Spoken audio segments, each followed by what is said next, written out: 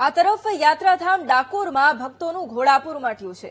રથયાત્રાને લઈ અને મોટી સંખ્યામાં ભક્તો ઉમટ્યા છે। આજે નગરચર્યાએ ભગવાન રણછોડરાય નીકળશે। ભગવાનના 9 કિલોમીટર લાંબી નગરચર્યા રહેવાની છે।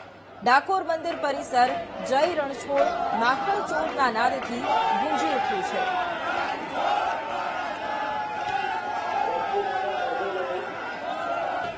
ખેડા જિલ્લાના સુપ્રસિદ્ધ એવા યાત્રાધામ ડાકોર ખાતે આજે ભગવાન રણછોડરાય છે તે નગરચર્યાએ નીકળી રહ્યા છે। આ જે રથ ચાંદીનો રથ છે, આ ચાંદીના રથમાં જે ભગવાન છે તે સવાર થઈને નગરચર્યાએ નીકળશે। મોટી સંખ્યામાં આ ભાવિક ભક્તો અહીં ઉમટી પડ્યા છે। આ ડાકોર શહેરનો જે 8 કિલોમીટરનો રૂટ છે તેના પર ભગવાન જે નગરચર્યા કરશે, તેમજ ચુસ્ત પોલીસ બંદોબસ્ત પણ ખડકી દેવાયો છે। કોઈ પણ અનિચ્છનીય ઘટના ન બને તે માટેની ખાસ તકેદારી રાખવામાં આવી છે। બીજી બાજુ જે ડાકોર શહેર છે તે જય રણછોડ માખણ ચોરના નાદથી ગુંજી ઉઠ્યું છે। આજે જે ડાકોર ખાતે યોજાઈ રહી 254મી રથયાત્રામાં મોટી સંખ્યામાં ભાવિક ભક્તો ઉપસ્થિત રહ્યા છે। Nikhil Bhoi, VTV news, Dakor. તો યાત્રાધામ ડાકોરમાં ભક્તોનું આ ઘોડાપુર ઉમટ્યું છે। મોટી સંખ્યામાં ભક્તો ઉમટ્યા છે। રથયાત્રાને લઈને ખૂબ ઉત્સાહ છે અને આજે ભગવાન રણછોડરાય નગરચર્યાએ નીકળવાના છે।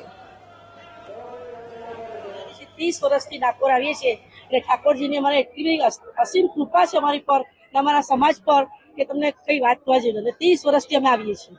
એવું લાગે છે આજે રથયાત્રામાં આ જગતયાત્રામાં આવીને આપણે ભાવ વ્યક્ત કરવાનો આનંદ બહુ જ આવે છે, ભાવ વિભોર થઈ જાય છે। મેં છેલ્લા 18 વર્ષથી તો પૂનમ ભરેલી, એક માનતા રાખેલી, પૂર્ણ થઈ ગઈ એ માનતા, પછી પૂનમ ભરી, પૂનમ ભરતા પછી અત્યારે આ 9 વર્ષથી તો દર વર્ષે અમે ત્યાં રથયાત્રામાં આવીએ છીએ। હવે જે કંઈક મનમાં દિલમાં લઈને આવેલા હોઈએ તો ભગવાનની સામે ઉભા કંઈક વિચારેલું હોય તો આપણે ઘેર જઈને ત્યાં જોઈએ તો આપણું કાર્ય પૂર્ણ થાય।